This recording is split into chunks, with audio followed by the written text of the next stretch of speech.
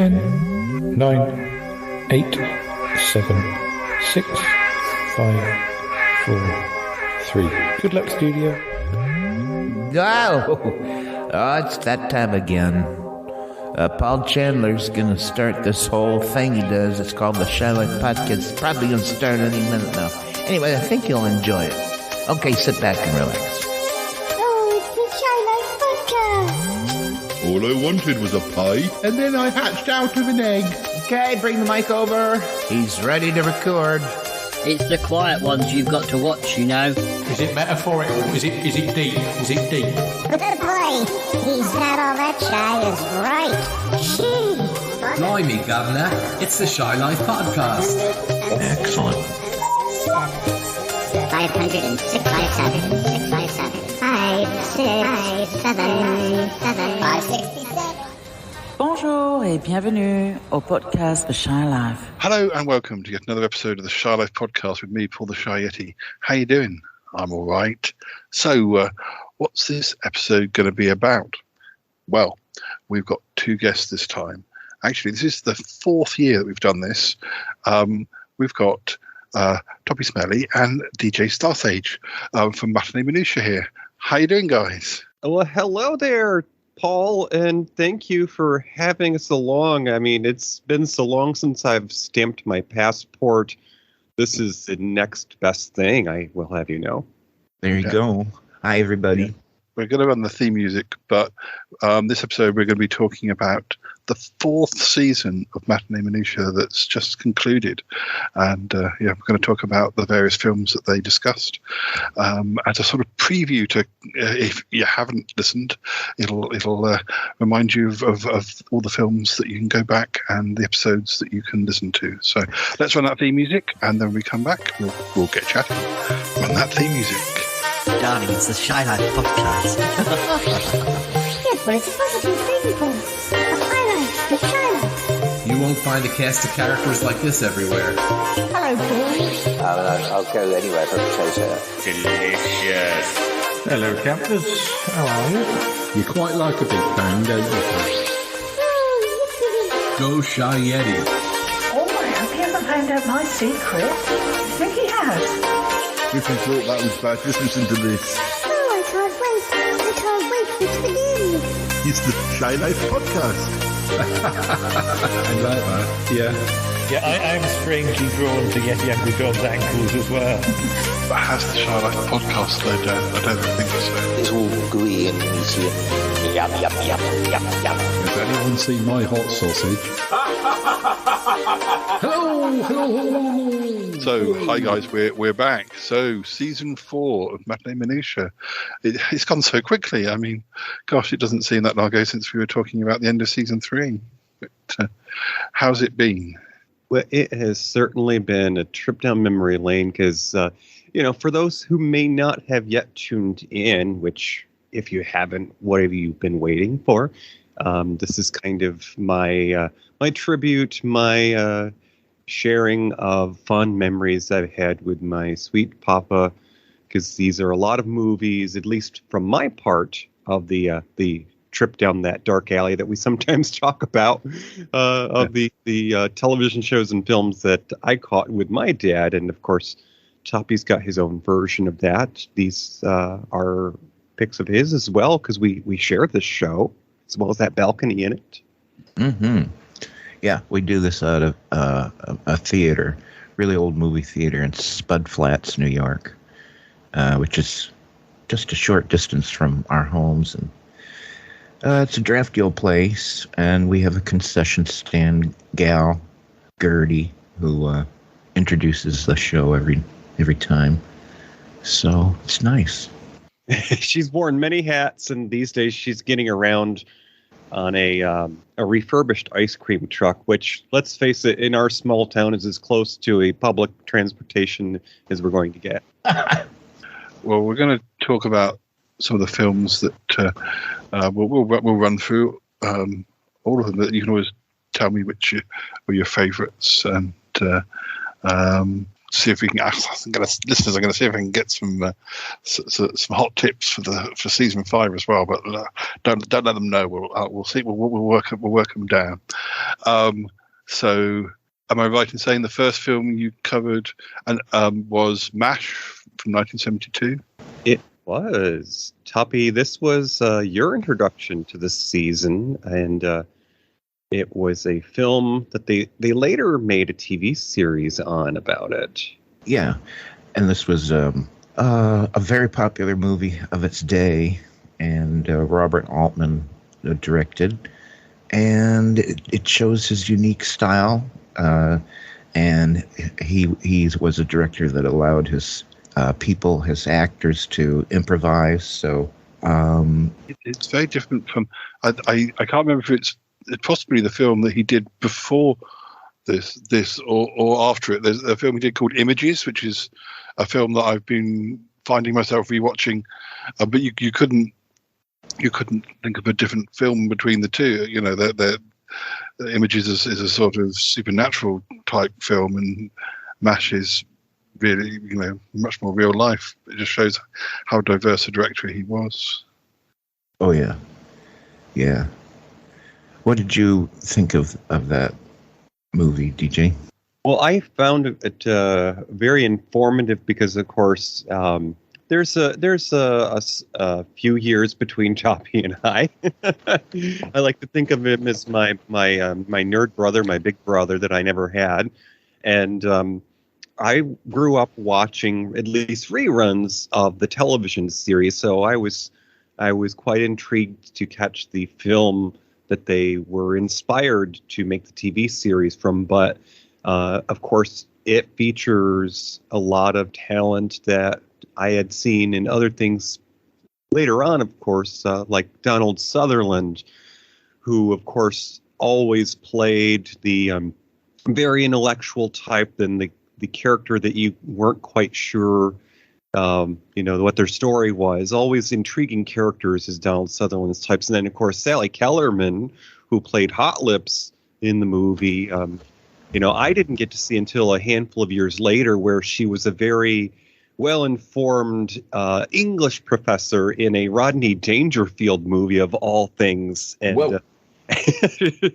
she read lines like somebody would do an audio book from a romance novel. So that's always my mindset of Sally Kellerman, is that actually I think she also did the commercials for salad dressing, but I'm getting ahead of myself. But MASH was just such a kind of a period piece because it talked about a period in time where America went to war, and it was much more recent than, our fathers and grandfathers' wars.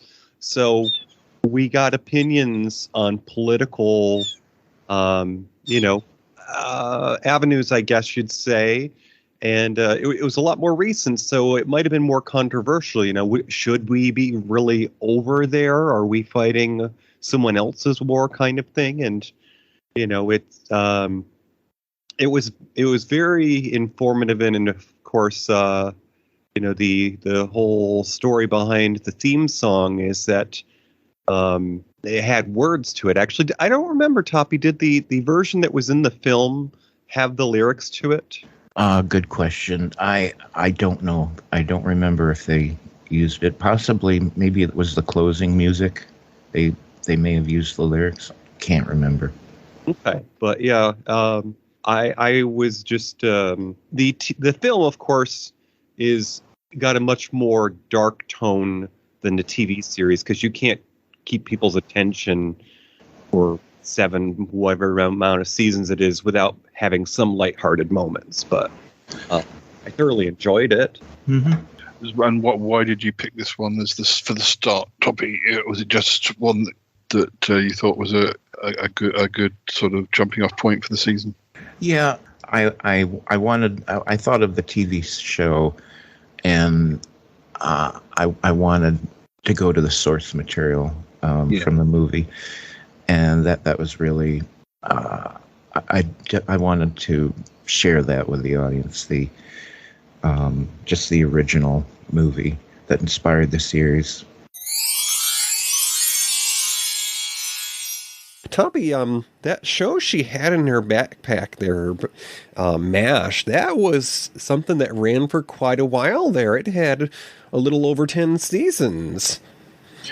Sure did. Hard to believe. I would have said it started in 71, but I guess research has shown it started in 72. I can't believe it was that long ago. And I didn't know a thing about it for 1972. 1973, I think midway through the season, I finally tuned in. It was an episode called 4 O'Clock Charlie. Mm-hmm. That's the first episode I remember. And then I remembered I tuned in every week after that for years.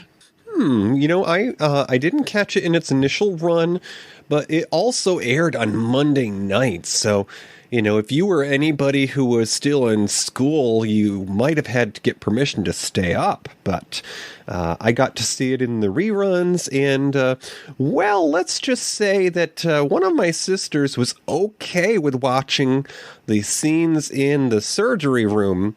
But when it came to watching a PBS special on the miracle of birth, she couldn't sit through it. Nice. Now, the next film you covered was The Princess Bride, which I believe was one of your most popular episodes of the season. I don't think I've ever seen The Princess Bride. Oh, Lordy. Well, you need to make a day with that movie. And whose pick was that one? Well, that was Mr. Smelly's also. Yeah. So he had a good running start there for the season. Yeah. Who can resist The Princess Bride? Utterly charming. Just a classic fantasy Rob Reiner movie with a great cast, and that was the episode we all learned how to pronounce the actor, the prince who would become the prince, Elwes. That's where we learned how to pronounce his last name. Oh yes, the handsome, fair-haired gentleman who would later on be the star of Robin Hood, Prince of Tights, or Prince in Tights. I do know him as an actor. Is Robin Hood Men in Tights, is that regarded as a good movie now, or is it not? Or is it a cult favourite? Because that's one of the few films I've ever been to where we almost walked out of the cinema. We thought it was so bad at the time. I don't know, but that was at the time. I don't know if I watched it now, it would be. Well, I mean, I can absolutely say it doesn't have the reputation and staying power of Princess Bride. I never saw Men in Tights. I thought that was a Mel Brooks film. Yes, yeah, but not necessarily in his classic period. So although I don't really know where his classic period begins. Most directors have a classic period, don't they? And then they have ones that they do, which, Woody Allen certainly has films that are considered his classics. And, and if he ever makes a film that is good, it's almost like it annoys people because it's like, oh damn, he's made a really good film, but in a patch of really bad ones. How do we class this one? I think this. Well, I gather this is one of Mel Brooks's lesser movies, and I would actually recommend people go find the TV series Mel Brooks did called When Things Were Rotten, which I think was far better than the movie Men in Tights. But yeah, back to Princess Bride. Sorry, we went off the point there. But I will add that if for no other reason, The Princess Bride is an important film for folks to catch, because I do believe it's only the second film that All in the Family star Rob Reiner, and of course son of Carl Reiner. It's only his second film he directed. Princess Bride was made after Stand By Me. And then, following that one, we have I've not Repo, the genetic opera from 2008. You can tell by my fit of laughter there that one's my fault. I don't often dabble in the realm of horror, and if I do, it's going to be sort of cultish.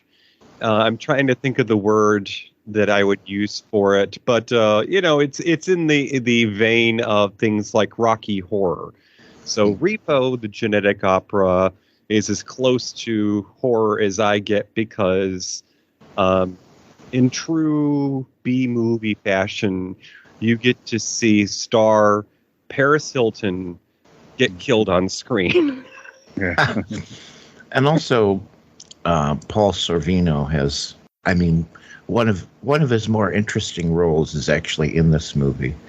So that was a surprise. But it has a real underground feel, and you have kind of reminiscent of Rocky Horror. And actually, the funniest thing I remember that happened to me when we were doing the show is that I was telling a friend in person about Matinee Minutiae. I was telling him about the podcast, and I said, yeah, and we just did this weird musical movie, and I started describing it, and he said, you got to be kidding me, you guys did that movie? That's one of my favorite movies of all time. So I couldn't believe it. He was like totally shocked that we had found such an obscure movie.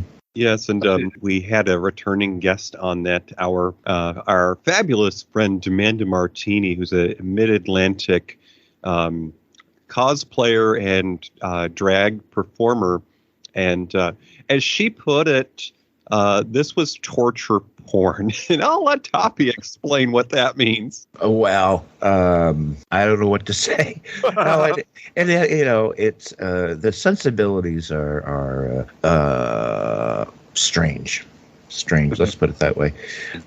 There's a lot that will maybe not appeal to a lot of people. I see Anthony Head was in it from Buffy. Oh, as well. Yes, and your fake prime minister for a time there. Okay. Yeah. I guess having done Buffy, it probably means he gets offered those sorts of roles, sort of slightly off the wall roles.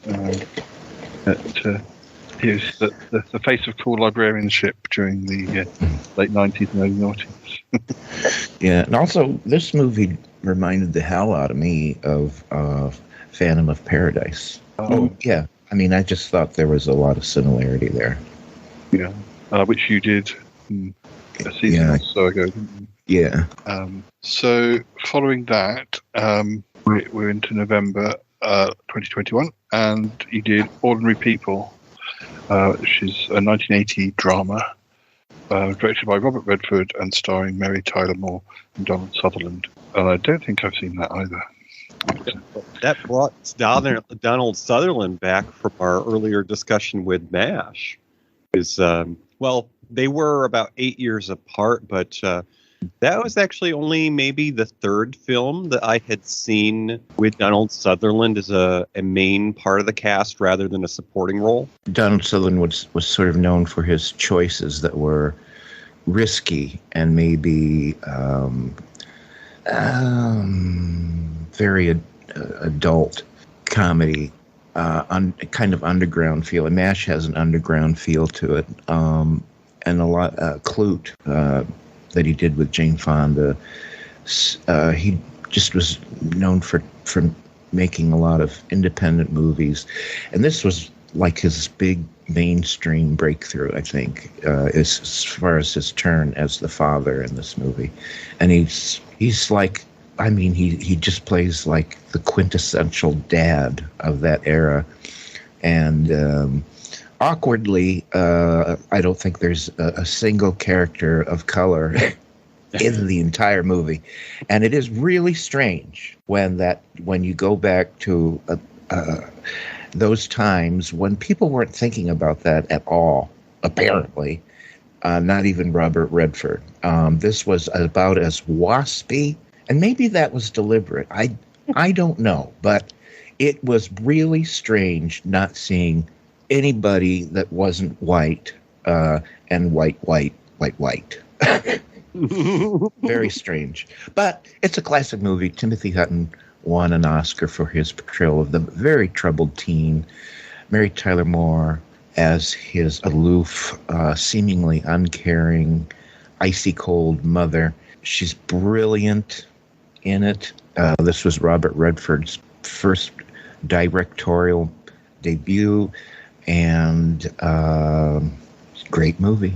And if I remember correctly, speaking of Mary Tyler Moore, I don't know that I'm exactly accurate, but I think that this film came in a very difficult time for her, because I want to say that Mary Tyler Moore may have recently had some personal drama, like she had lost a family member, if not maybe a child of her own.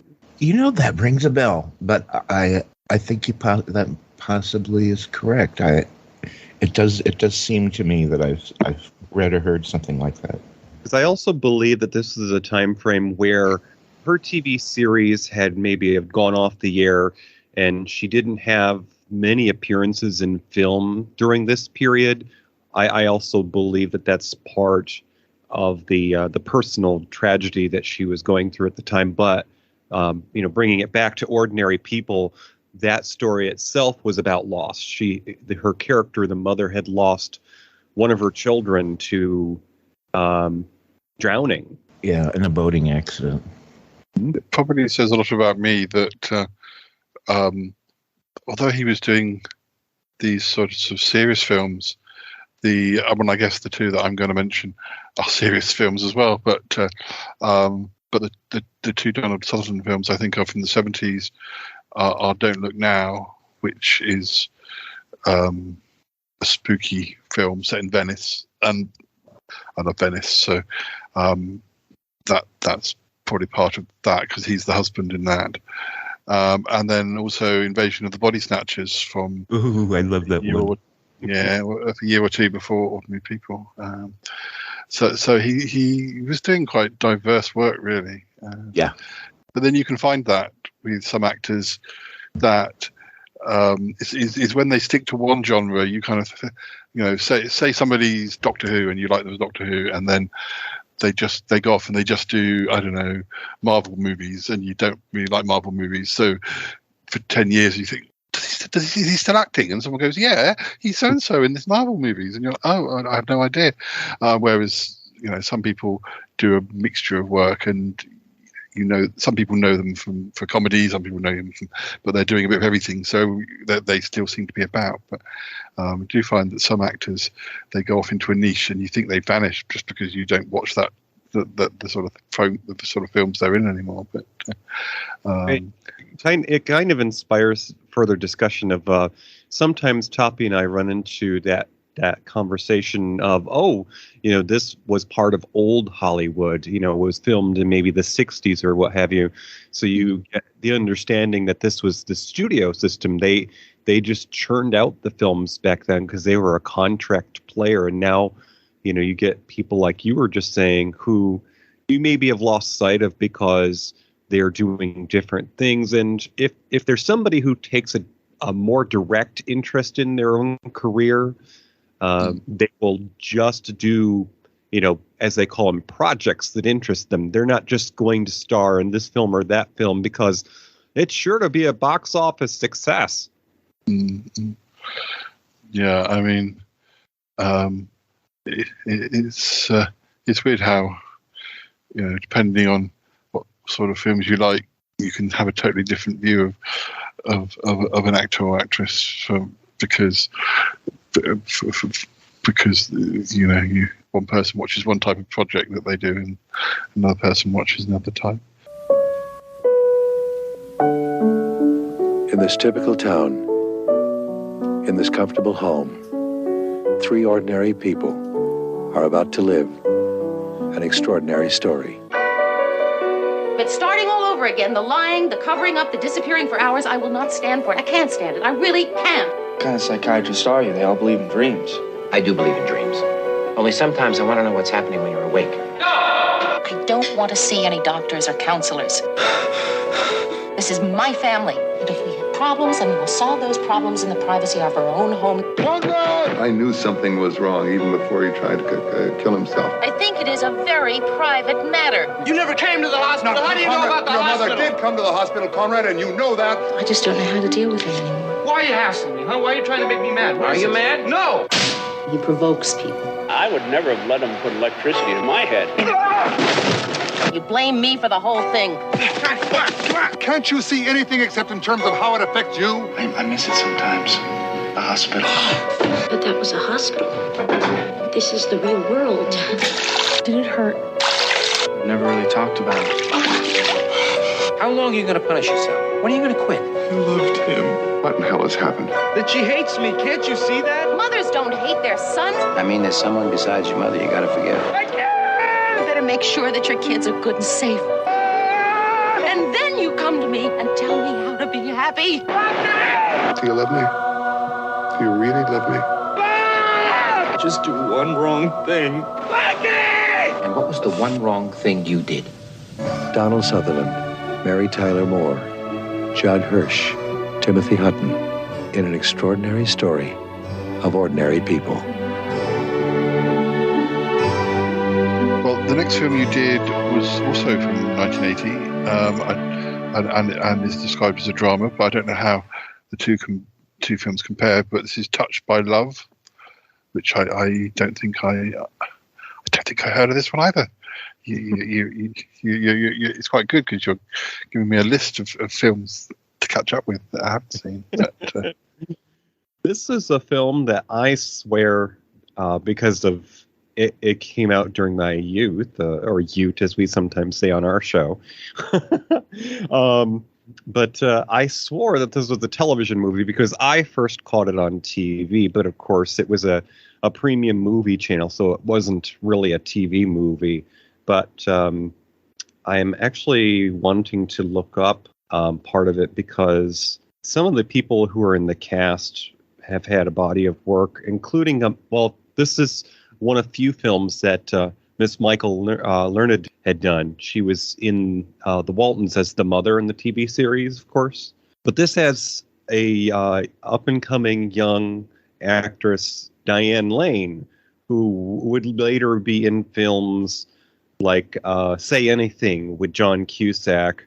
And then she was in, much later on, she was in a jazz film. And I'm actually looking that up right now real quick here. She was in a film about jazz, and I want to say that it had some of the Bridges brothers in it. Fabulous Baker Boys. Oh, yeah, I've heard of that one. But this movie, Touched by Love, was the first film for Diane Lane as a child actor. Basically, she's in her young teens, and then Michael Learned was in it. John Amos, who I'm forgetting her name, but this is one of those things, Paul. We sometimes talk about the dark alleys being the little side steps we find. One of the reasons that this movie, Touched by Love, just kind of tickles my fancy, if you will, is it has an old Hollywood star who a lot of people don't recognize because she had a period that, she wasn't working. But the actress who was in the 90s Sister Act movies as the older nun is an actress whose name's Mary Wicks.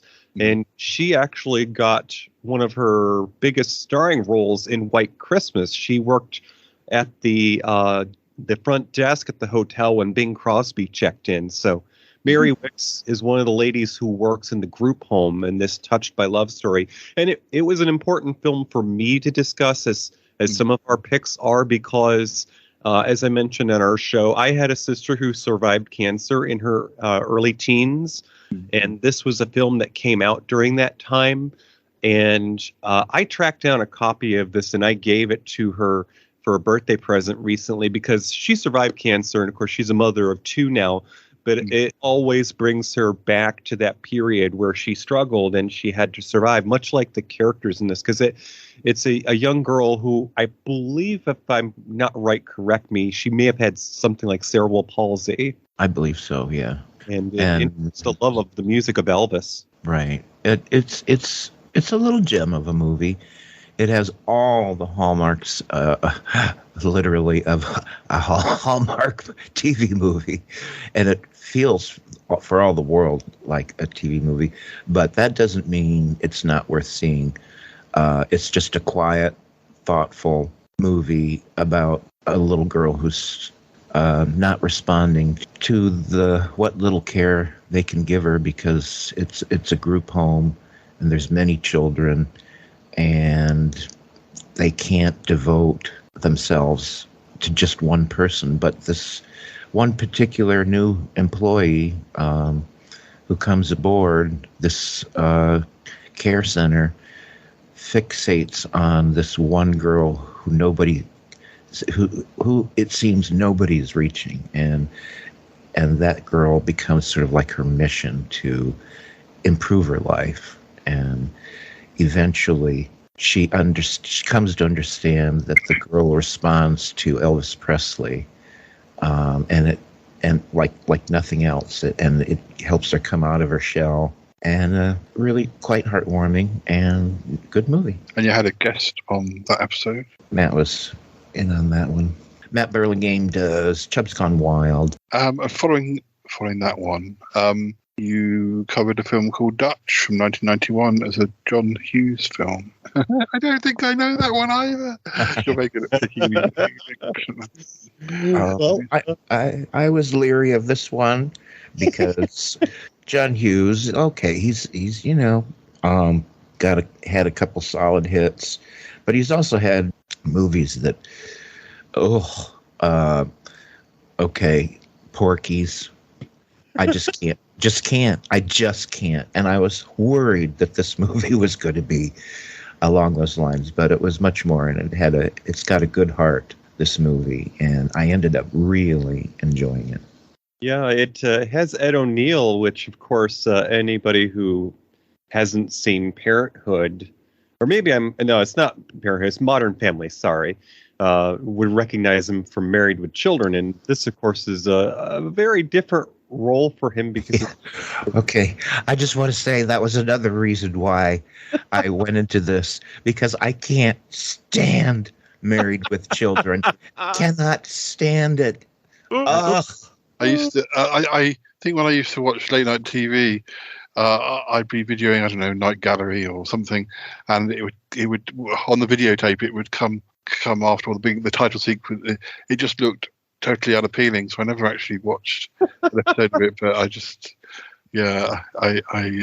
I know of it. It obviously did get shown over here, but like in the wee small hours. But. Oh my goodness! Well, I mean, the shortest thing I could say about it is that my husband had a very different childhood than me. His parents were divorced, and that program is one of a handful that launched, an alternative network that wasn't part of the big three, as we call it here in America.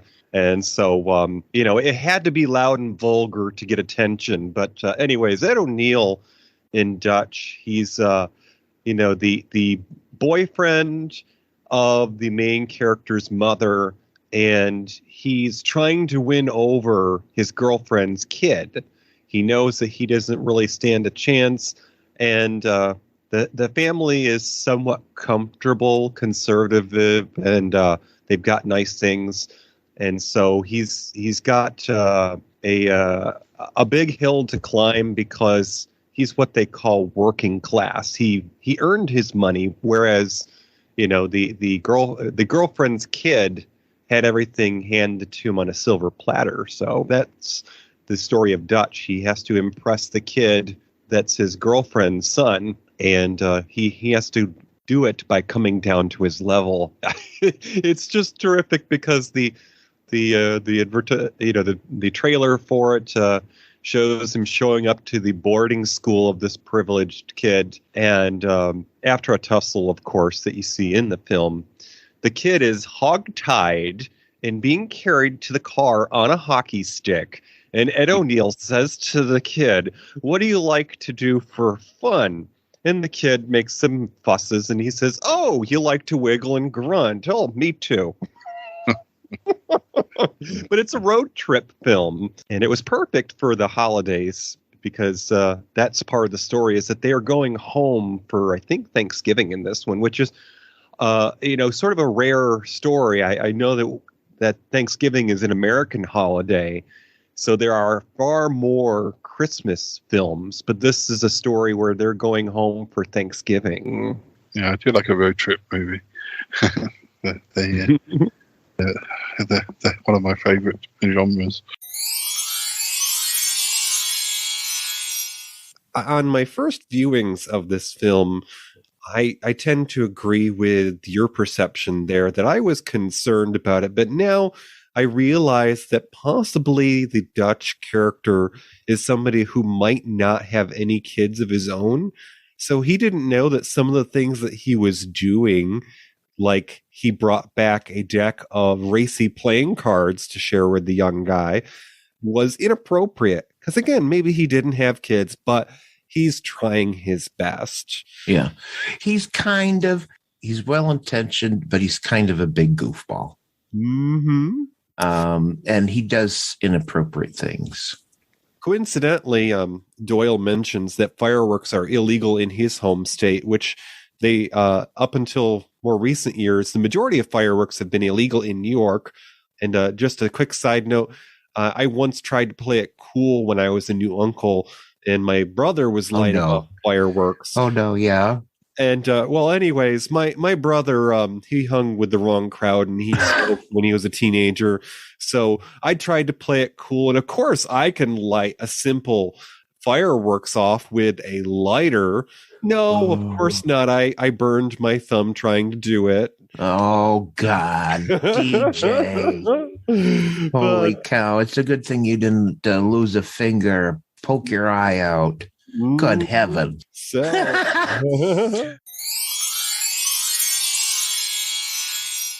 Well, your next episode, I think, is probably your Christmas special. It was A Christmas Memory from 1966, based on a short story by Truman Capote. Yeah, that it's one of my favorite holiday movies, Christmas movies. It's actually narrated by Capote, and it's just this was made for television, and it's obscure. Not a lot of people know about this little gem, but it's just a beautiful, quiet movie with a lot of heart.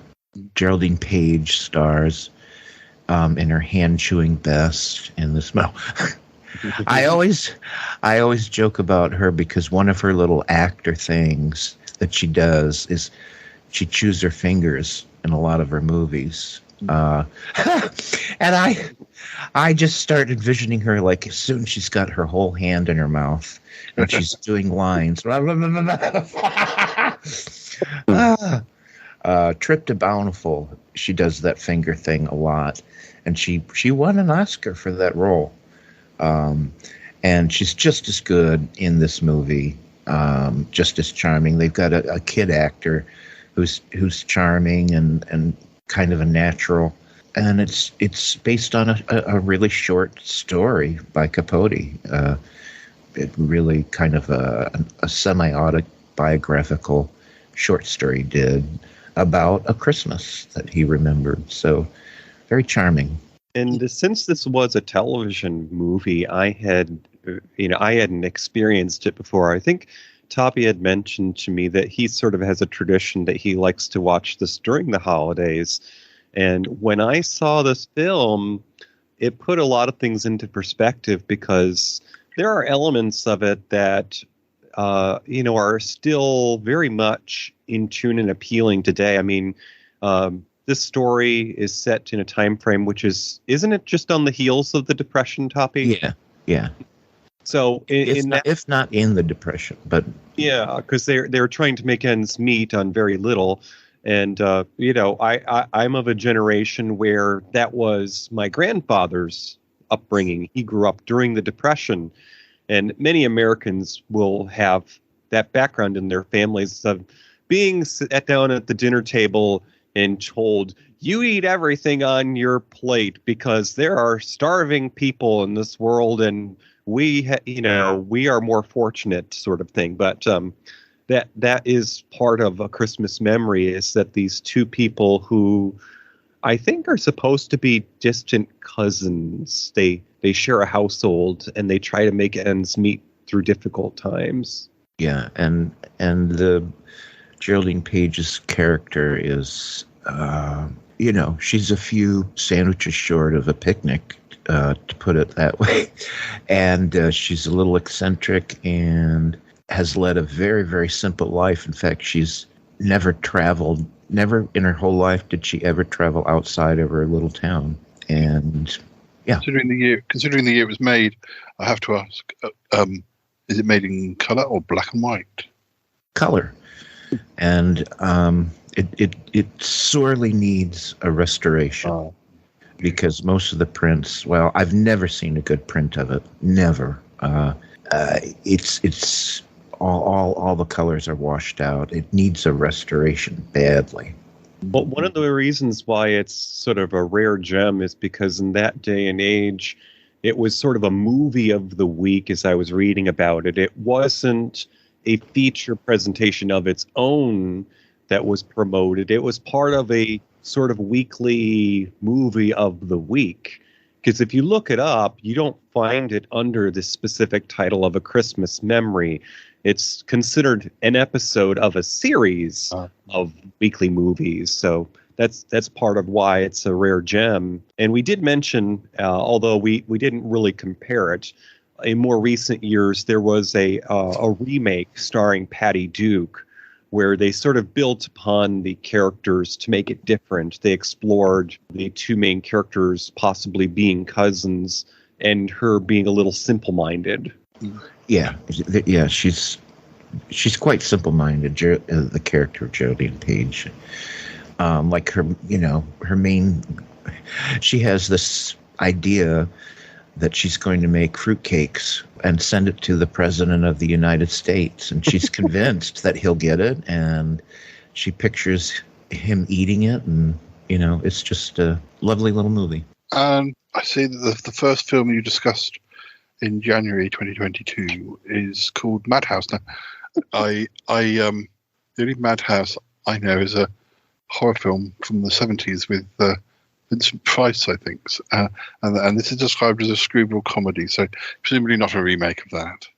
No, this is, of course, my doing. I take Toppy to the most interesting places, Mm-hmm.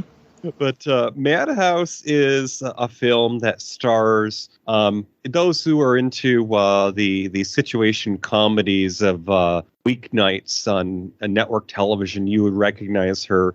She was the boss on Cheers after Shelley Long had left. I'm speaking about Kirstie Alley, and this film pairs Kirstie Alley and John Larroquette, who had been for so many years on the NBC court series Night Court. And I'm taking a look at this because I want to say the guy who did this film, and when I say that I mean the director, had also done other things, but I think I'm wrong. It was just a time and place. Oh no, sorry. He worked with Kirstie Alley, so of course he's done some of the Look Who's Talking movies. But Madhouse is one of those films that I associate so much with my teens, because after 4 years of being in the military, my brother-in-law and sister came home, and for a while there, they couldn't find a new job, like so many people who are changing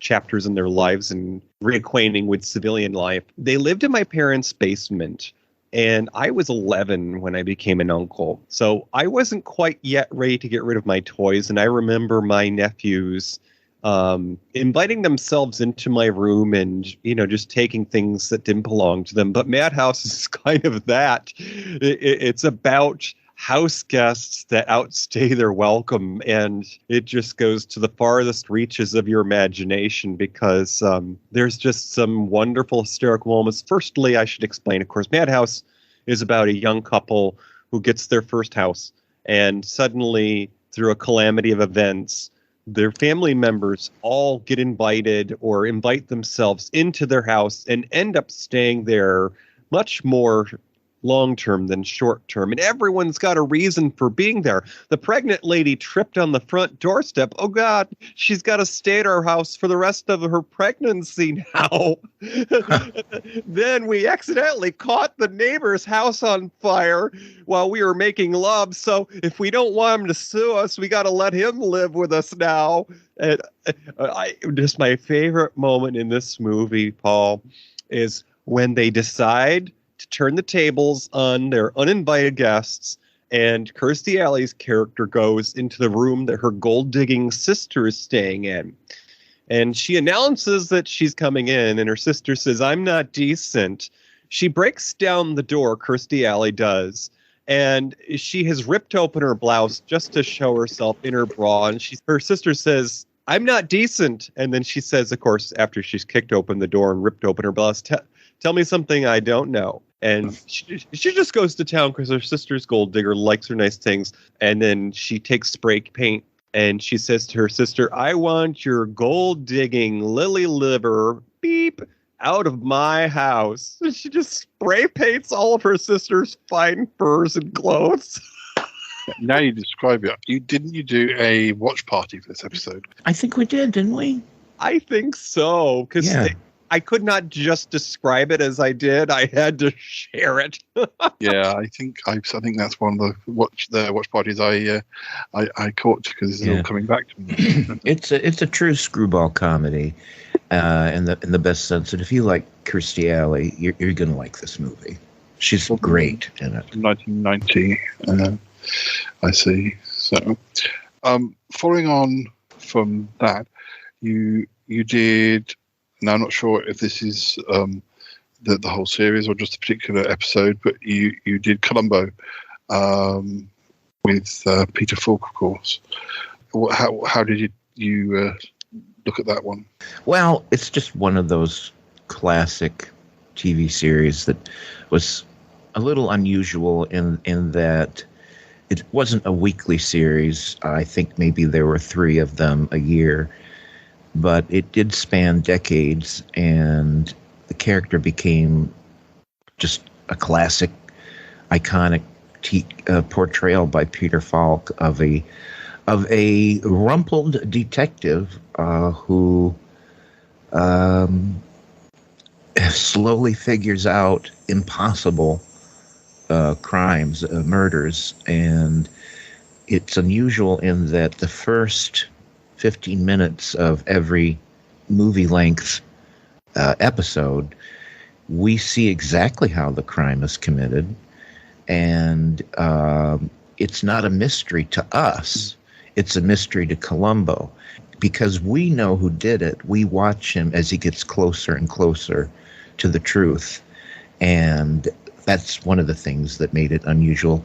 Also, product of its times, you get these great guest stars. If you like old television, you can't help not love all the guest stars who mainly had their careers in television, but some were movie stars. But maybe the height of their popularity was a bit distant by then. And it's one of those shows where half the fun is the guest star. It's one of the shows I knew about, and maybe had watched the odd episode here or there. And then a few years ago, it was on a channel that I used to tune into a lot, and I ended up setting the record for them. And I think I didn't see them in order, but although I now own them on DVD, but I saw them sort of in whatever order this channel showed them in. So I think I've seen pretty much every episode. Almost every plot involves people of great wealth, and they live in very large mansions. And Peter Falk's character is just this humble, low paid but respected inspector. And, he's got this rumpled, stained coat that he wears constantly, and he's constantly got a cigar, and he needs to put his ashes somewhere, and and he drives this old beat up car, and the fun is contrasting, Peter Falk is a bit of a fish out of water in these really rich environments, but he's totally unconcerned about it. He's totally not concerned about his appearance at all. In the earlier episodes, he also has that big floppy-eared dog as well, doesn't he? Yeah, at some point, somebody on the show said, we ought to bring in, because Columbo constantly talked about his wife, and somebody said, we should feature her more, like make her an actual character. And I don't remember who it was, Falk or somebody just absolutely said, no, we're not going to do that. That is a really wrong move. And a compromise was made, believe it or not, to have Columbo have this droopy dog and that was the compromise. Okay, you want a bit of his home life. Well, he's got a dog now. And so this goofy, droopy dog, who mainly just has to sit in the car and wait for Columbo to do his thing, and it's just a terribly dreary dog. I have to wonder if the conversation involved, the discussion about bringing the wife on was like they talk about a TV show having a baby. The show is winding down when they decide that the couple is going to have a baby, because that means the story change. So that's the idea. Is no, we are not bringing the wife on because that means the show is going to be over soon. It might have been something like that. Yeah. But this is the thing. Toppy and I introduce each other to these things, and it's through these little breadcrumb approaches, like, oh, let's watch Columbo. Oh, come on, Peter Falk is in it, and it ran forever. And so that's what got me, because we had watched the year before, we watched The In-Laws with Alan Arkin, and Toppy didn't know this, but Cyndi Lauper, who is my first pop star crush of my youth, her first film had Peter Falk in it as one of her co-stars. And so, although I had not seen much of the Columbo series, I, of course, knew enough about Peter Falk that I was interested in seeing Columbo, because it's one of those things that I'm going to get around to it eventually. And come to find out, of course, it's like a favorite restaurant. You hang out there often enough and other people are going to come by, meet interesting people. Ruth Gordon, of all people, had a guest appearance in one of the episodes of Columbo, and she got to play such a delicious character that's very different than what she usually is. She's usually the sweet old lady who just gets paid to swear, and she got to be the novelist who maybe murdered people. Yeah. No, like I said, the great deal of the joy of this series are the guest stars. The Shat famously guest starred in more than one. I'm not sure, just you'll love to find out all the guest stars that were on it. Roddy McDowall, I can't list them all, but I know Patrick McGowan from The Prisoner was on about 3 or 4, and he even directed some episodes. But I think he was friends with Peter Falk. So, and the writing that was done on this also. The person who did some of the writing worked on Murder, She Wrote, which is not a very different show. You just, switch out the main character. Yeah. Murder, She Wrote is pretty formulaic, but I think Columbo was much, much more clever of a show.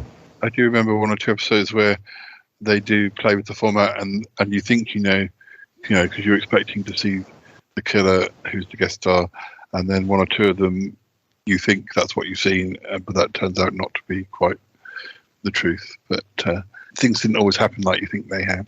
And Columbo ended up being our most popular episode of this season. That's the one that people have listened to the most. Mm-hmm. Yeah, it was a very, very popular character, very popular show that really holds up. We are at about the halfway mark in our show, so we're going to step out here to the candies counter. I'll have an O. Henry, Miss Gertie. That was one of Dad's favorite candies. And we are going to entertain you for about 3 minutes-ish with an interview from inside the actor's studio, Mr. Falk and Mr. James Lipton. With more pleasure than I can express, we come to Columbo. Clearly, a decision was made very early on to guard Columbo's privacy. It is one of the most brilliant strokes of this brilliant series. We know very little about him. Does he still drive that Peugeot? Oh, yeah. We know that he has children, but we don't know how many. We know that his favorite song is... This old man, he played one. That's right. He played knick-knack on my thumb. Now, William Link has made a very interesting suggestion. He has said that it is possible, remember, he's one of the creators of the show, that there is no Mrs. Columbo, and that she is utilized and created by him in order to make a point. I disagree. I think he does have a wife, but I'm not sure how many relatives he has. How did the raincoat originate? I thought that I had read in the script that he was wearing a raincoat. Lincoln Levinson, they claimed that it never said a raincoat, that it was a top coat, but that's my memory. And I knew of a raincoat that I wanted to wear, and that was mine. I liked it. I felt comfortable in it. And I also had a pair of shoes that I wanted to wear because they were brown and they had a high top on them, and it looked like something that an immigrant from Italy would wear. So now we're into brown. We got brown shoes, we got a brown raincoat, and I had a suit there. The suit was all right. I said, maybe could you dye that brown? So they dyed that brown, and the shirt, we dyed that beige, so we had a symphony of brown. I felt that drab would be good for him. Mm-hmm. And there was one concession to color, and that was that drab green tie. Right. And that was his one burst of color. Has the raincoat been retired? Well, people say that it's in the Smithsonian Institute, and if my second floor closet is the Smithsonian Institute, that's where it is. I'm curious to know how much you've contributed to the writing of that show. Columbo has a shoe fetish. He frequently asks these rich folks, how much do those shoes cost, right? Right. That's my contribution, to be able to lean over to the defense attorney and say confidentially, what'd you pay for those shoes? I mean, that just tickles you to do that. The most famous Columbo trademark, of course, is the false exit, the return, and the lethal one more thing. Was that there from the beginning? Was it in the original? Yes, that was in the original. And the trick then was, once it was in the original, was in the 60 succeeding shows to find ways to do it with some originality and some difference. Walk out, actually leave, come back, tap on a window from the outside. I mean, we tried every possible way to give that variety. How many Emmys have you won for Columbo? Four.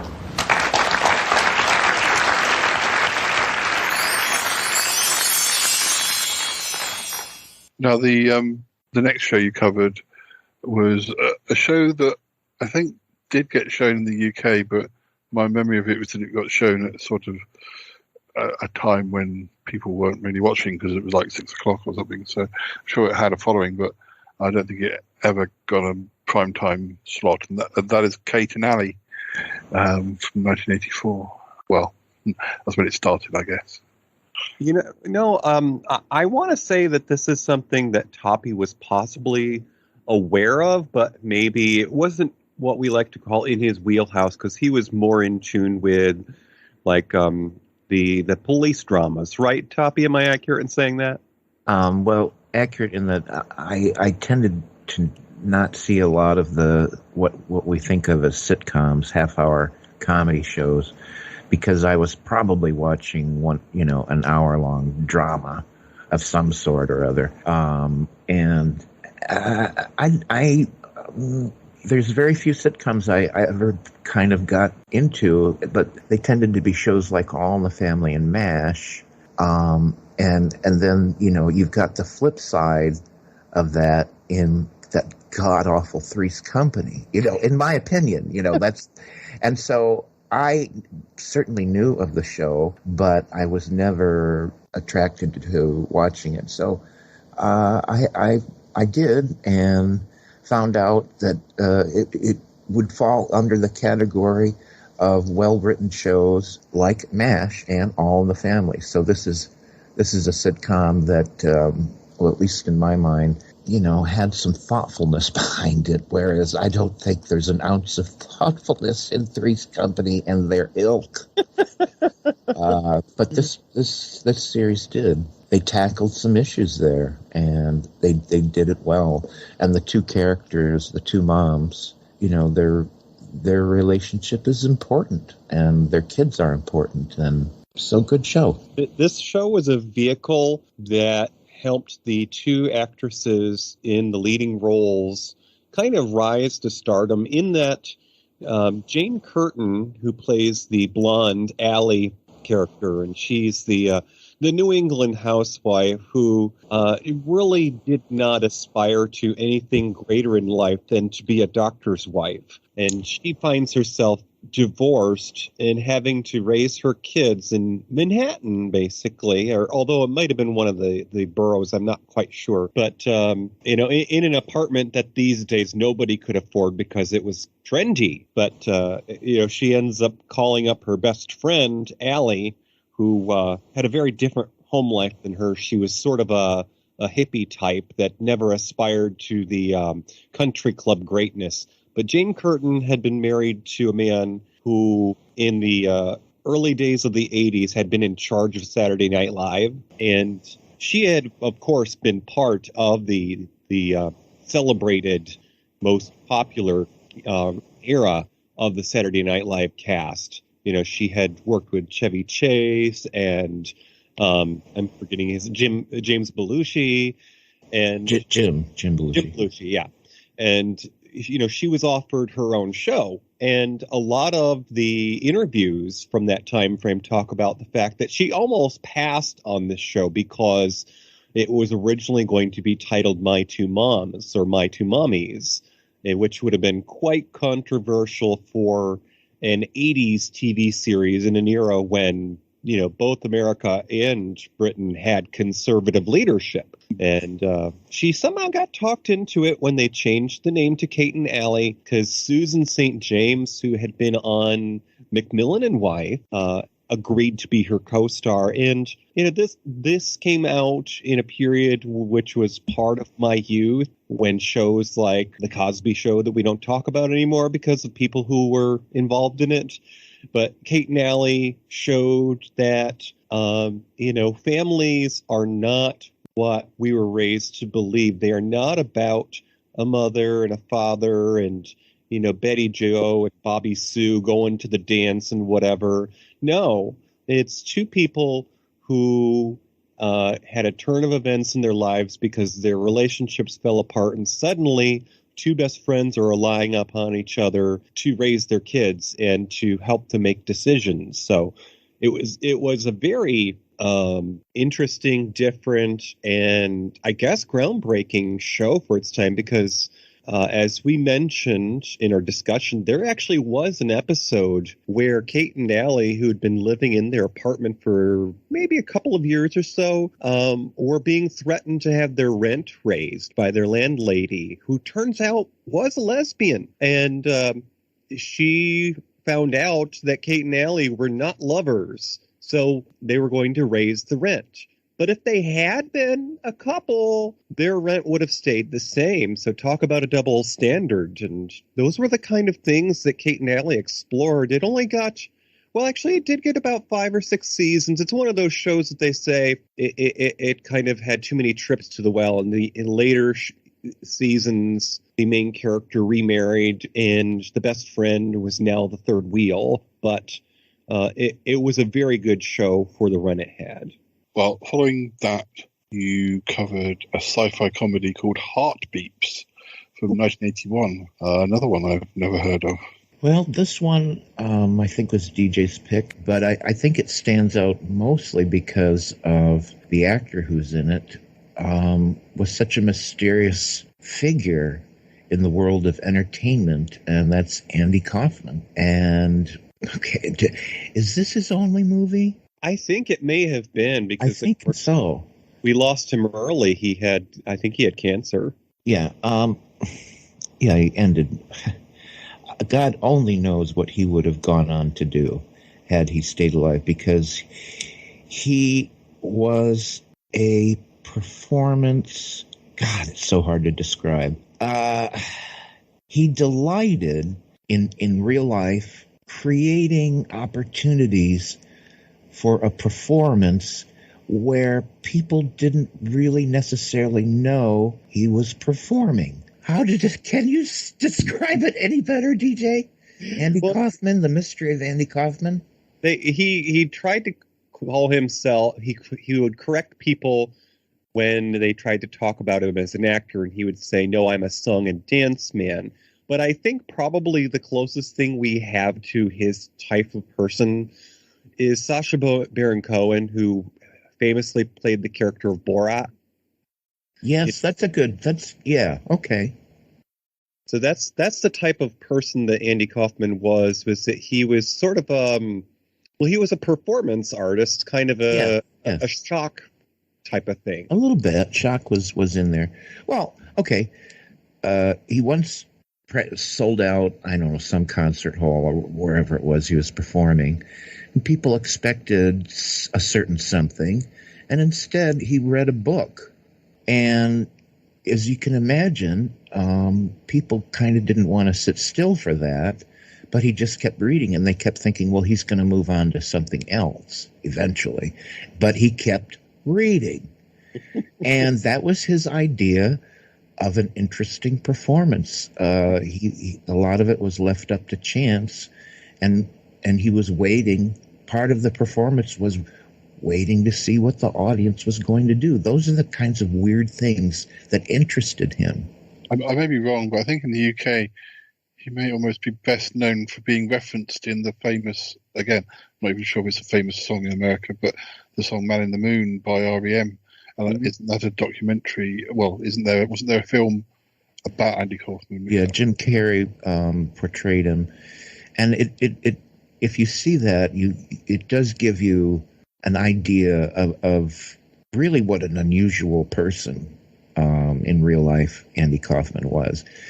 Now, notice that we haven't really talked about the movie, and that's because the movie itself maybe not all that great or interesting, though it has, Bernadette Peters as another robot, and they're fleeing the people that made them. They're like runaway robots. It's kind of another road movie, actually. And it's okay. I mean, it's a cute movie. Go ahead. Oh, but you just answered gave the answer to the reason why I chose Heartbeats, because it's one of Bernadette Peters' early films. She also had just starred in Annie with Carol Burnett, and I'm forgetting his name from Rocky, Tim Burton. Yeah. And so Heartbeats is something that's kind of odd, and maybe it was a little ahead of its time, because these are robots who have programs for personality, and they explore relationships from that perspective of not being human, but trying to understand the human condition. And Bernadette Peters was just so charming in that film, because she was supposed to be she was programmed for protocol, for social graces. She was supposed to attend cocktail parties and pool parties and be the pretty face that knows the art of conversation. Yeah. Yeah, it's a movie with a heart. I mean, it's got a bit of a, tearjerker ending to some extent, and I believe it was an absolute flop in the box office. But those are the kinds of movies we love here at Matinee Minutiae. Somehow we do a lot of movies that originally flopped. Now, the next film you covered was an animation. Another one from 1980, Animal Olympics. Yeah, that was a listener request. We occasionally do get listener requests. We really try to follow through and do them. Some people have had to wait quite a while before we got to theirs. But this was something like I had never experienced before, and it's making and the reason it came about and what it became is a really interesting part of it. The cartoon itself, it doesn't have super great animation. It's not a Disney cartoon, okay? Not a Disney cartoon. But it's pretty damn interesting. I don't even know.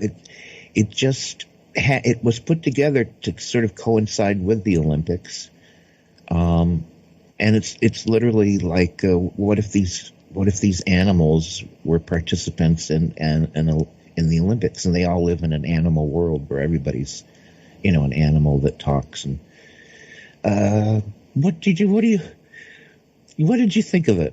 It was very cute, and as you were saying, it was a listener request, so I don't think it would have been, quote-unquote, on my radar if someone hadn't suggested it, but it has all the potential for us to eventually discover it, because let's be honest, some of the programs that we discuss are something akin to Gertie finding an 8mm film under a chair when she's cleaned.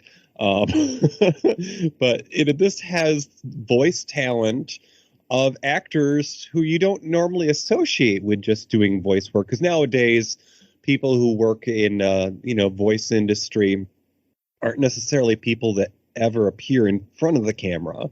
But sort of on that same vein that we were talking about Saturday Night Live personalities, Gilda Radner is one of the people who lent her voice to this. And also Billy Crystal in the beginnings of his career. And as Toppy was saying, this was put together to sort of promote the Olympics, which the United States ended up boycotting in 1980 because it was hosted by Russia. So, but it was very entertaining because just like the Olympics, they tried to push boundaries and to promote open-mindedness, and they even have a relationship developed between two of the characters. They're not even of the same species. Never mind human beings talking about, we both grew up from different sides of the tracks. In this story, albeit an animated feature, you've got athletes who are literally different species, getting fond of each other while competing at the same time. So the film you covered after this, I think it's one of the most popular episodes this year. It's A Patch of Blue from 1965 with Sidney Poitier and Shelley Winters. Yeah, that was my choice. That's a lot of times we choose things, movies that for some reason linger in our memory. And for me, Patch of Blue was one of them because I'd seen it years ago on television. And it just stayed with me. And I just always remembered it. And eventually I said, oh my goodness, it's right here on YouTube for free. And I watched it. And it's, made me remember why I liked it. It's a quiet little movie about a blind girl who is living in squalor, really, with her mother and her mother's father, who are drunks. And her life is basically picking up after them. She never leaves the apartment, the dingy, awful apartment they have. And they go off to work with hangovers every morning, and her name is Selena, but they pronounce it Selena. Not deliberately, it's just, they're kind of vulgar people who have speech of people, who are living tough lives. So she doesn't even know how to pronounce her own name. It's Sidney Poitier who hears it and says, Selena? Do you mean Selena? And she says, I've never heard it pronounced that way. So it's a story of this black guy who sees her in a park and just can't help himself and tries to better her life as he learns more about her and how she really lives. He feels like he's just got to do something to improve this woman's life, and that's what the movie's about. Albeit Sidney Poitier is, of course, a celebrated actor who has, a large body of work, I had only seen a handful of his films, but of course, most iconically, and this is, where Toppy talked me into seeing this film. Not that it takes a lot of doing most of the time, but once you mention certain key actors, it's like having a play date, oh, this film's got Shelley Winters and Sidney Poitier in it. I'm like, what? Well, sign me up. I had seen Sidney Poitier and Guess Who's Coming to Dinner, one of his most iconic and famous roles, of course, with Katharine Hepburn. And so, of course, I wanted to watch this. And Shelley Winters, come to find out, of course, outside of this film, she had difficulties with the character she had to play because in her own personal life, she was a much more open-minded and diverse person who, supported worthy causes like equality, So it was just interesting seeing her playing this character, which, of course, a lot of times when you see actors in roles, they're sometimes exploring what it is to break out of that box. You've got somebody who's associated with this role, like Andy Kaufman in Taxi. He played Latka, who is an immigrant.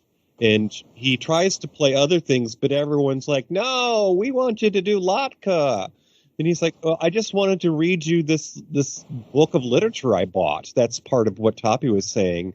He was a performer, but people associated him with a role. So, A Patch of Blue, Shelley Winters, she plays the terrible mother who treats her own daughter, come to find out. You spend the first, I don't know if it's 20 or 30 minutes of A Patch of Blue, wondering what this young girl's relationship is with these two older people. And then you realize that's not just anybody, that's her mother. So that's part of the enigma, the kind of wonder of A Patch of Blue is that this young girl went through a trauma that's partly her mother's fault, but yet she doesn't treat her very kindly for somebody who was the cause of, the trauma in her life. And then she meets a man from a very different, life. I guess he's a medical student, I think, Toppy. He works at the hospital with his brother, and he sees her as, somebody who is treated unfairly, and he wants to help her out in life. And one of the best parts of that film is just them hanging out in the park. And he has gone to the grocery store, and one of the things he has in his bag is just pineapple juice. You wouldn't think anything of it, but this girl, who hasn't even heard her name pronounced correctly, has never had pineapple juice. And he just turns her world on end because she's never had it, and her face just lights up. It's like she's being introduced to the tropics and the sunshine for the first time in her life.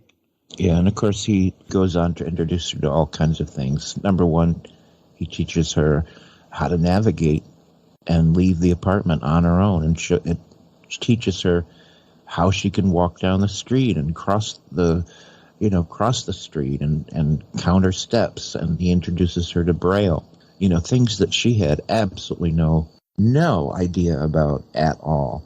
that there were things like this in the world. So her universe is expanded greatly. Anyways, nice, quiet little movie. Alrighty, well, we are going to step on over here to the refreshment stand. No! And, I think in honor of tonight's show, we're going to have a little something with pineapple. What? Why is that an honor? Oh, no! No, I do. Actually, for a moment in the park, get me one of those drinks with the paper umbrella. Oh, by the way, did you notice the packaging that pineapple juice came in? Wasn't that curious? Oh, that was very period specific. Yeah. We don't have things like that nowadays. No, that was an odd paper container. And, everything's plastic with foil, and it would have gotten crumpled up in the trash. Anyways, Elizabeth Hartman made pineapple juice famous. Not really. But anyways, okay, I'll shut up now. Okay, so this is an interview with Mr. Sidney Poitier, the star of tonight's film. This is from 1985, so it is a number of years later. However, he's talking about the beginning of his career with the host of Good Morning America. I arrived in New York. I had $3. Okay. I had no friends, no family, no relations, no addresses. I knew no one. I got off at the bus station of 50th Street and 8th Avenue. I'm walking up and down Broadway. I am transfixed by the lights and the traffic and the people. It's incredible, absolutely incredible. So I walked up and down Broadway from 42nd Street to 50th Street, back to 42nd, back to 50th, just marching up and down. In the meantime, I'm buying hot dogs and malted milks. In no time, I'm busted. 15 years old, surviving on your own on the street in New York. How did you survive? Okay. In the window, there's a sign that says, relief dishwasher wanted. And I went down there and they put me to work. Not only did they put me to work, they were paying $4 a night. And I could eat for 3 meals. So when I finished the first night's work, I went to the bus station, got my little valise out, intending not to spend my $4 as I spent my $3. I went to sleep in the toilet. Used to be pay toilets and it cost a nickel. So I put a nickel in the thing, and I got in. I put down the seat. I sat there, put my feet up against the door, and I would sleep uncomfortably, needless to say. Okay. Now, talking about key actors, we've got an actor turning up in the next film who we've seen already this season. Eye of the Needle, starring Donald Sutherland from 1981.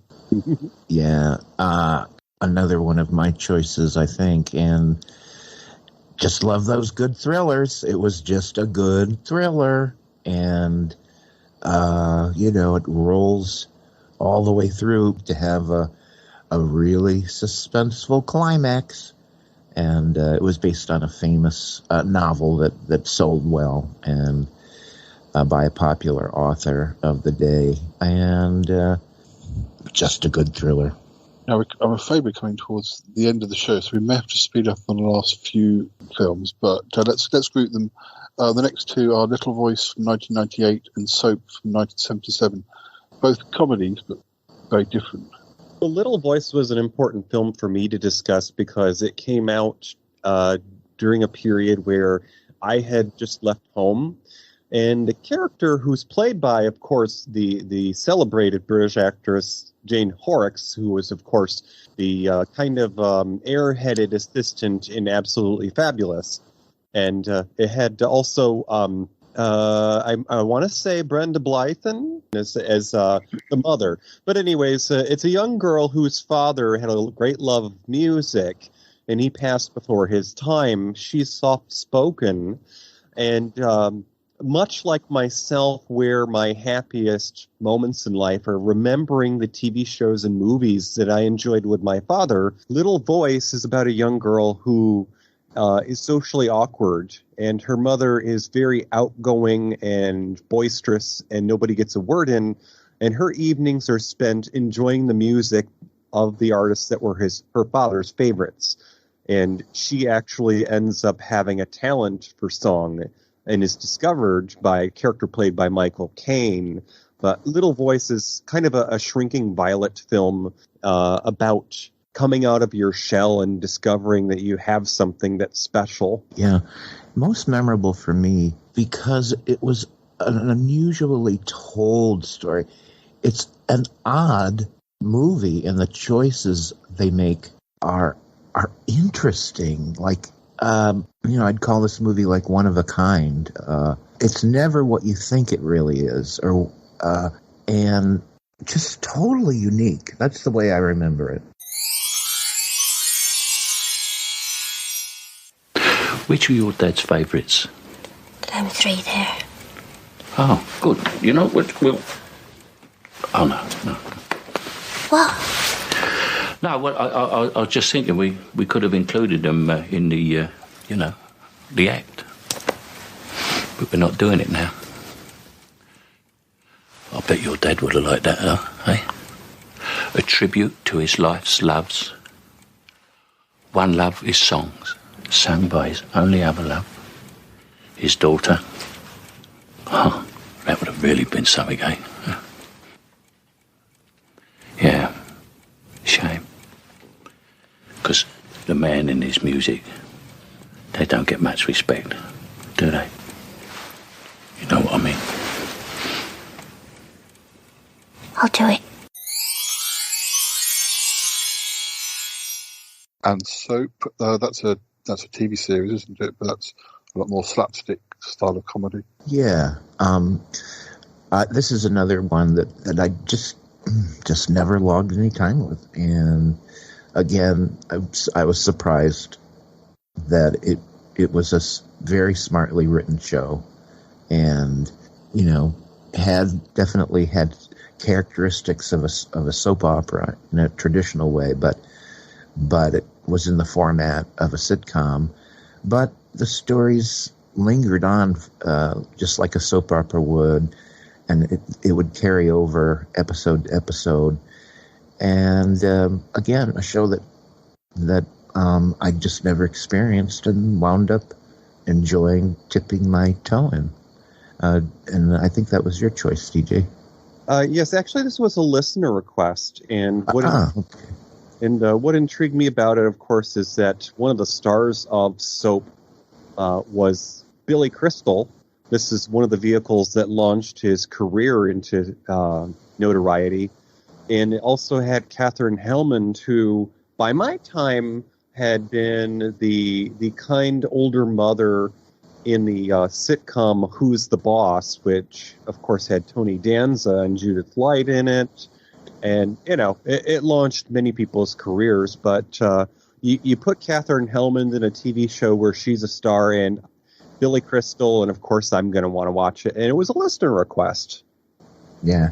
And my favorite character was a very secondary character, but because I like ventriloquism, it's this nut job who constantly has a dummy like it's a real thing, and the dummy never leaves his side. And the guy the actor was a real ventriloquist and pretty talented. Anyways, that's what it was. It was a bunch of oddball characters coming together, and stories that meant a little something. They weren't vacuous, stupid stories. They had some substance to it.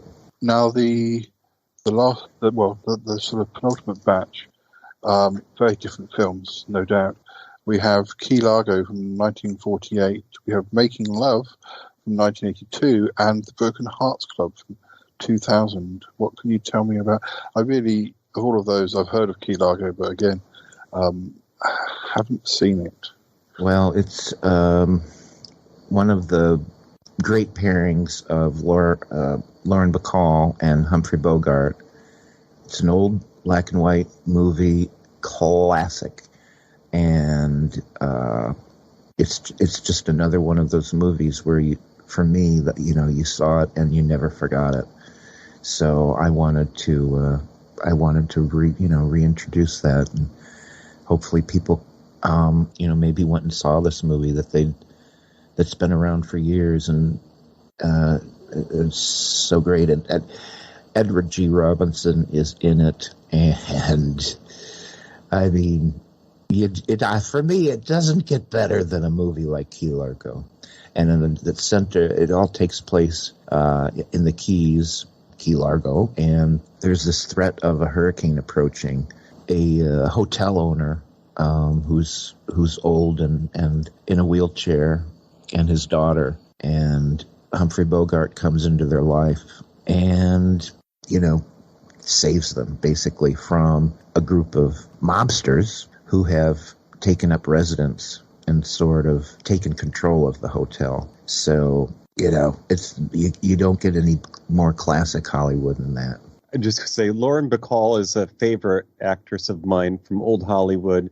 I mean, I didn't catch on to her work until much later. One of the first films I saw her in had Dan Aykroyd and Jack Lemmon in it. We talked about it last year, My Fellow Americans. It was in the 90s. But that introduced me to Lauren Bacall. And, of course, when Toppy told me, there was this film with Humphrey Bogart when he was still with us. And, of course, by the way, Bogart and Bacall were married. And, it's set in the South here. I want to watch this. Key Largo, something's afoot. And it was just quite an interesting film because the owner of the hotel was friendly with the locals, but the locals weren't just townspeople. They were actual, what we call these days indigenous people, First Peoples, Native Americans. And he was concerned that they were being displaced by the storm, but the mobsters who were taking over the hotel, they paid them no mind. And so it was kind of an afterthought, but they pointed it out in the film. These poor people were, shut out during the storm. Yeah, and the hotel owner is Lionel Barrymore, and he's the guy that was the villain in It's a Wonderful Life, and this is another one of his great roles. DJ, what was going on with the film industry? Who was competing with Key Largo? Oh, okay.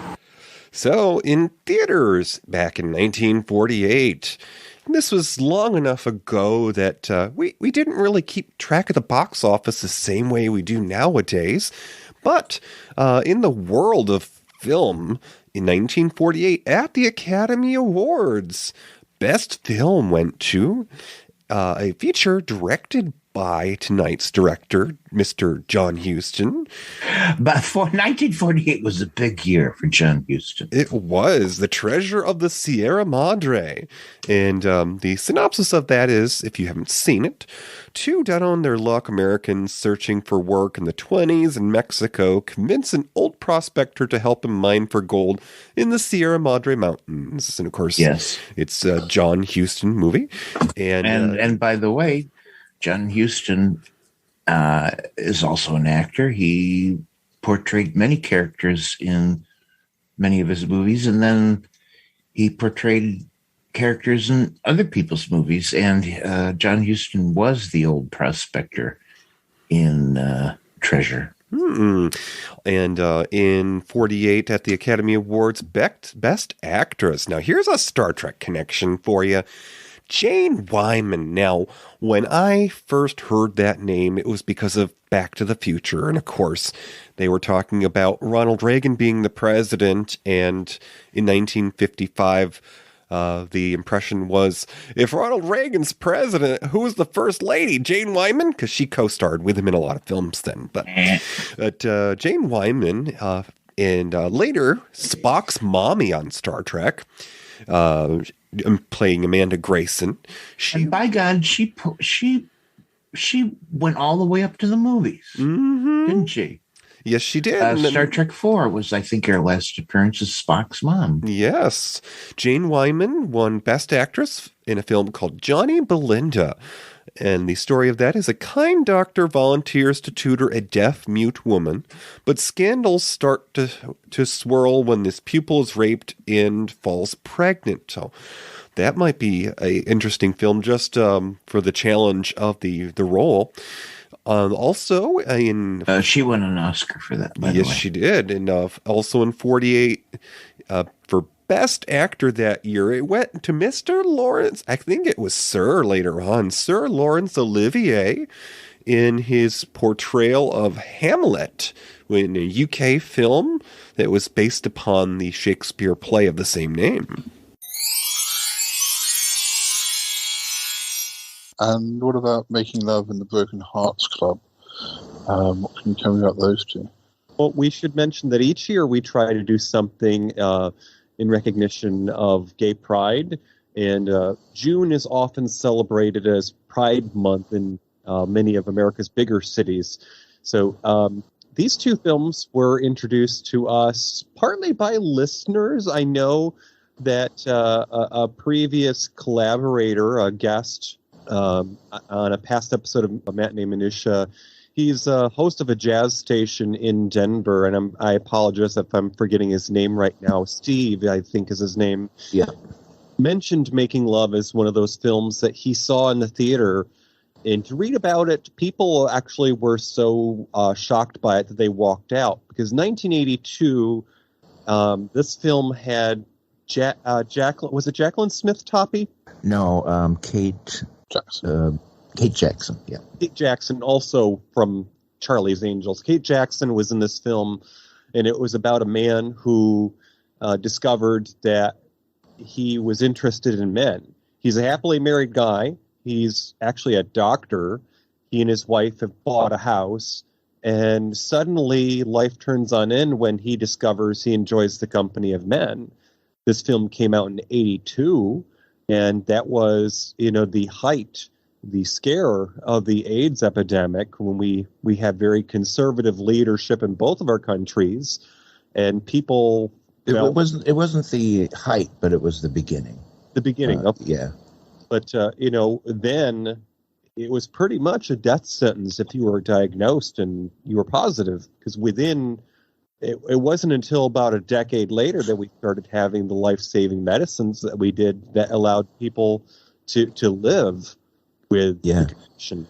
Yeah, and this movie it exists in a time, it was made slightly before anyone knew anything about HIV, and so it doesn't deal with that topic at all. But it is not a fun movie. It was very somber and they tried to do it very realistically, and it just, people weren't ready. People were not ready to enjoy or learn or want to see a movie like this. So it was a massive flop and kind of killed Harry Hamlin's career for a good long time. The poor guy. I think that for no other reason that it explores, that very different storyline of a man who realizes he's gay. But also, I think that this may be one of the first films, at least in America, to show two men kissing on screen. Yeah. Certainly, it was I don't know. It's amazing it ever got made. It really is. It's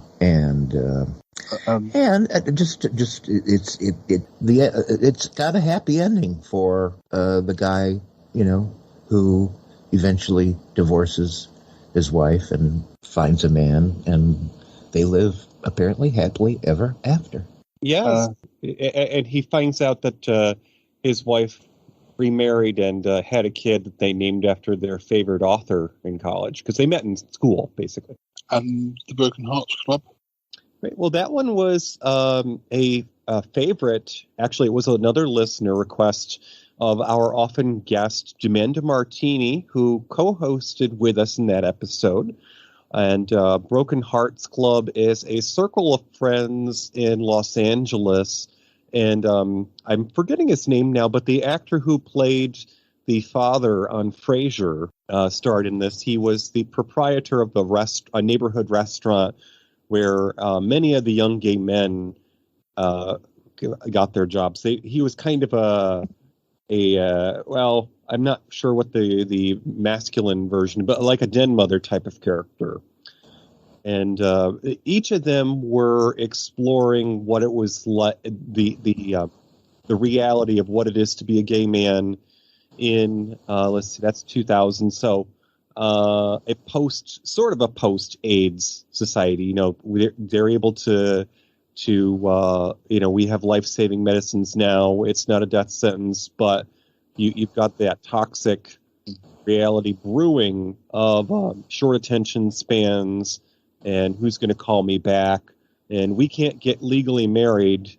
So, where's this going to go with the relationship? Yeah. The last 3 films you covered to end the season were Local Hero from 1983, Charade from 1963, and The Incredible Shrinking Woman. Local Hero was a pick for me because, again, it was just a movie that never left me once I saw it and lingered on. For me, it's one of my most favorite movies of all time, and it's another quiet movie that's got a lot of heart and a lot of odd characters and a fun sense of humor and a real story. So, and it's got Burt Lancaster. So there. And us sci-fi nerds will recognize the future 12th Doctor Peter Capaldi in one of his earliest roles. Actually, his very first role ever. And he's memorable, very memorable in it. He's quite the charmer with the lady who loves the ocean. And Charade or Charade, depending how you want to pronounce it, from '63. That is one of my favourite films. I've always been a bit of an Audrey Hepburn film, but I think I'm more of a fan of her '60s films. And it's sort of to find a film with Cary Grant and Audrey Hepburn in, you couldn't have wanted for more, really. Yeah, it's weird because you look on the back and it won this award, it won that award, but it's not that well known, or it doesn't seem to be. If you were going to name 5 Audrey Hepburn films or 5 Cary Grant films, I'm not sure that the man on the street would. Well, the man on the street probably wouldn't know any these days, but I feel like it's a bit underappreciated considering how popular it was at the time. But again, I first saw this movie on TV years ago, and again, just a movie I never forgot, and it's famous for being one of the best Hitchcock movies that he never directed, because it feels so much like a Hitchcock movie, but he didn't have anything to do with it. It was a guy, however, the guy who directed it came from an unusual background, dancing and choreography, who eventually went on to producing and directing. And the guy he was, making movies latter part of his career. And he said, I want to make a Hitchcock movie. I just want to make a Hitchcock movie. So he did. And it ended up being a really fun movie. And Toppy talked me into watching it because, of course, I, like yourself, enjoy anything Audrey Hepburn was in. But we had, in a previous season, discussed a film which was sort of a take on it, starring Doris Day. And that was called Caprice. Now, Toppy, of course, said, let's watch the story that this is based on. And that's how we got Charade. Well, maybe not based on, but they were clearly trying to do Charade with Caprice. Only it, well, it just, I mean, it's got its own charms, that Caprice movie, but very, very different. But they are interesting. That would be a great double feature, to be honest with you. The movies were competing with television, and they were trying like hell to get people to come back, get out of their seats, get out of their house, come back to the movies. And so they were basically saying, look at what we can do. We can do these huge, long epics on widescreen, and it's going to knock your socks off. So all of these were widescreen epic movies. And I'd love to know, and I don't know if Charade was widescreen. It wasn't an epic like Cleopatra. Mm-hmm. Anyways, I don't know if Charade was released in any special way. So where did Charade come in there? Oh, DJ? goodness, Toppy. I think that perhaps we're going to not ruin, but maybe change our reputation, because, there are expectations here. You mean Charade did good? Oh, my goodness. Charade actually came in number 10, and it's surprising, not because I thought it was an underdog film, not with Audrey Hepburn in it, certainly, but this movie was released in December of 1963. So for being one of the last films on the tally for the year, it did quite well. It was number 10, and it brought in $13.4 million of 60s money. Now, to give you an idea of what it was up against more directly, the film that did one better than Charade was a film called McClintock, which, of course, had Mr. John Wayne. I'm forgetting John Wayne's nickname there, but Duke. Yes, the Duke. The Duke. And wait a minute. I'm thinking of McLeod. McLeod. Yes. Not McClintock. It's different. It's those Scottish names. They always trip you up there. And of course, along with Mr. John Wayne was Maureen O'Hara, one of Dad's favorites. She was purty. Oh yes, it brought in $14.5 million, and the film that did one less better than Charade. I'm a little surprised. I forgot that this was the cast. Now I actually tried out for a part in this play in high school, and well, I wasn't a very good student. I was kind of on academic probation, so I didn't get to be in the play. But it was Bye Bye Birdie, which starred Mr. Dick Van Dyke and smoldering temptress Anne Margaret, and it brought in $13.4 million in 1963. I'm not totally sure, but I think Dick Van Dyke and Anne Margaret were doing it on Broadway. I think. Along with what's his face from Bewitched, the Uncle Arthur. Okay. What's his name? Oh, Paul Lynde. Paul Lynde. Okay. Anyways, I think. I watch his Halloween special every year. No. Oh my God. And finally, The Incredible Shrinking Woman. Now isn't there a 50s version of this? But this is a much more, a much later, and a comedy. Or am I just imagining that there was an original? No, there was. It was a legit 50s science fiction movie that was better than most 50s science fiction movies. It was written by Richard Matheson, who just did tons of popular movies and television scripts and books. And The Incredible Shrinking Woman borders on being a screwball comedy. Charles Grodin is the husband, and Lily Tomlin is the incredible shrinking woman who just gets bombarded with household chemicals and subsequently starts to shrink. And it's unusual. Because I remember more in the 90s, there was that run of movies like Honey, I Shrunk the Kids, and I think there might have been a sequel to that. So it was quite sort of popular in the 80s and 90s to do those sorts of... Incredible Shrinking One, much more cerebral than Honey, I Shrunk the Kids, that really had, it was all about them being tiny in a huge world. And sure, Lily Tomlin gets smaller and becomes tiny, and she has to live in this huge world. But it's not as much about that as a commentary on corporate greed, pollutants, etc. And that's really what it's more concerned about. Well, guys, thank you very much for telling us about the films that you discussed in Season 4 of Matinee Minutiae, and listeners, yes, go back and listen to them. But at least you now have a sort of a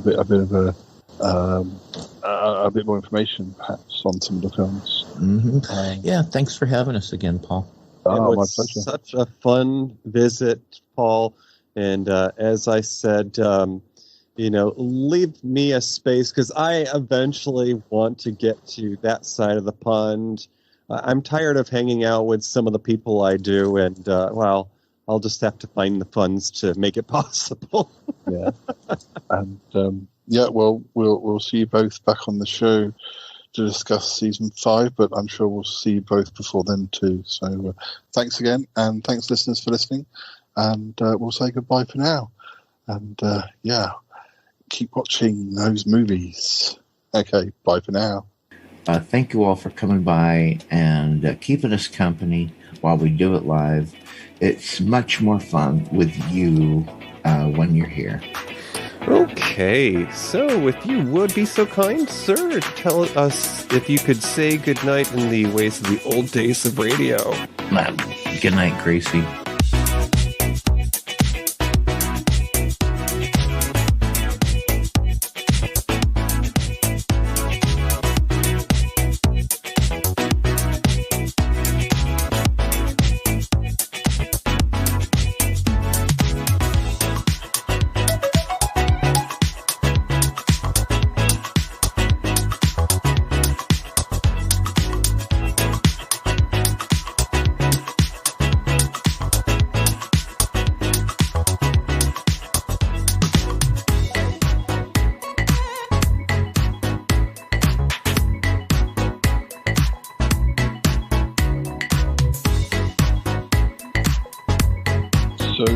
Looking back across your fourth season, what do you think? Are you pleased with the films that you've discussed? Yeah, well, I certainly am, because of course this provides me with an opportunity to, revisit those moments in my youth, in my young adulthood, where it was the first time I had discovered this adventure or this story or this actor or talent. And so revisiting something like that lets me, as an adult, pick up on little things in the storyline that maybe I didn't realize, like Incredible Shrinking Woman. When I first saw it, I probably didn't realize that it was a story about corporate greed. I just thought it was about all the funny things that could happen with chemicals when they're combined together. Yeah.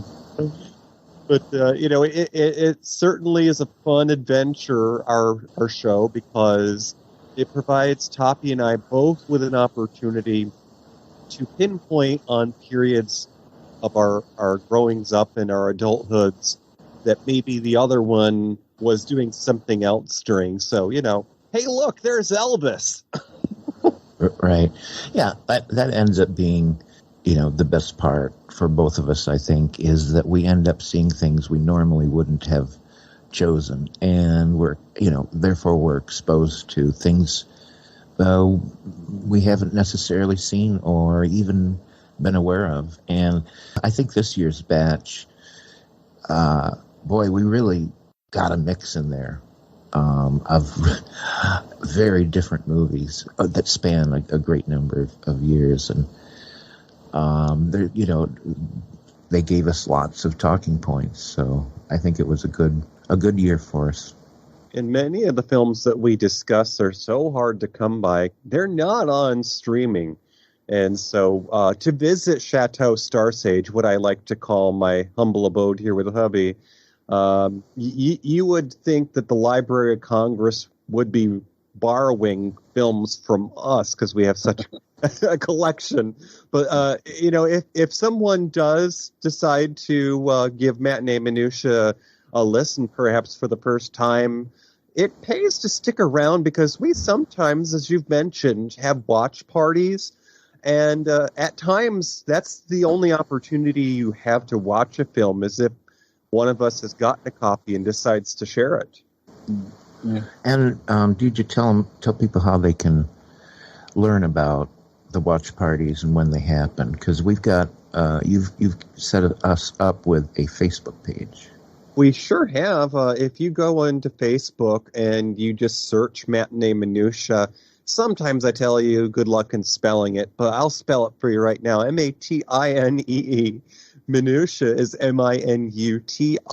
If you just search for Matinee Minutiae, you'll find our group there. It's kind of our version of a Sunday picnic. you can come in and we could talk about anything under the sun, and maybe you've got a favorite actor or there's a movie that you really want to talk about. Just post in there, and we, of course, also will tell you when the next live show is, which when we are in production, we're on a little bit of a break just for the next few weeks. We come back mid-September. We normally are on the first and third Friday of the month at 9 p.m. Eastern time, but that group, we announce things as well as special events like our watch parties that we were just talking about. Yeah, and we do this live, and you can participate and listen live and participate in the chat room and interact with us. And we'd love to have more people come and be there live with us. And we're on YouTube.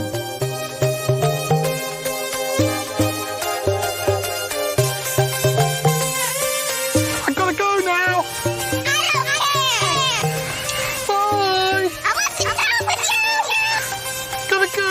Bye.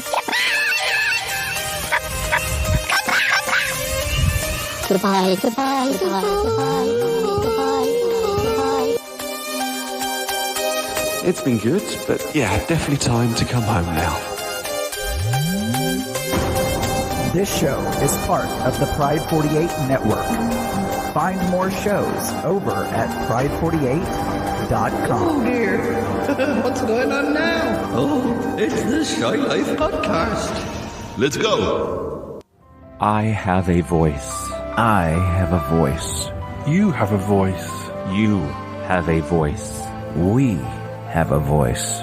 We have a voice. Unique voices in podcasting. UnivazPods.net.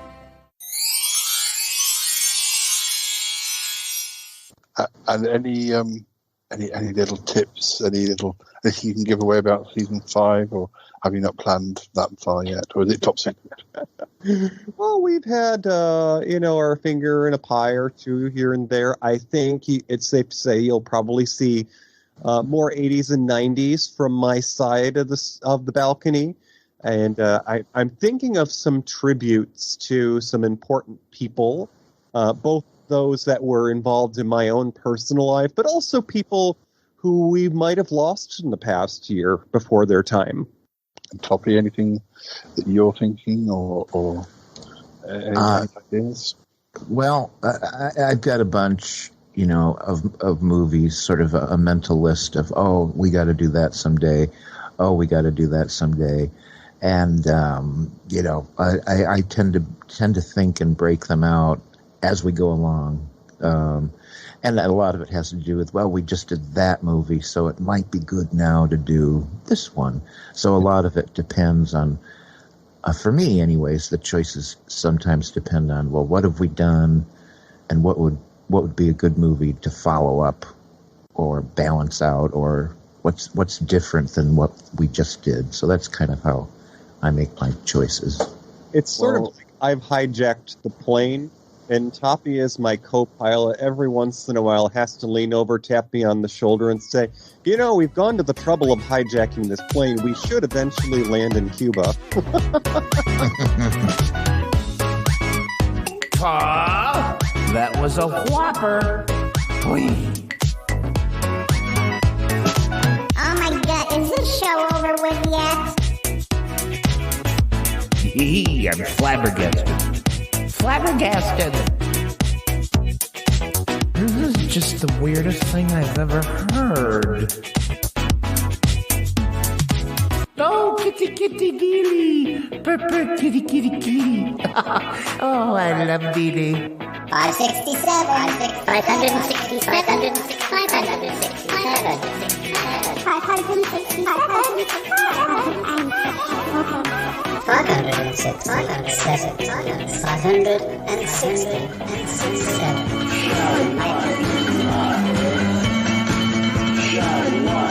Hi guys, right, we're back. So, season 4. Yeah. Before you start, Paul, I have a request. Please, for the rest of the show, say film instead of film. Okay. So, should talk about the films. Film. The films. Yeah. Sound Irish. Well, it's 550. No, that ain't right.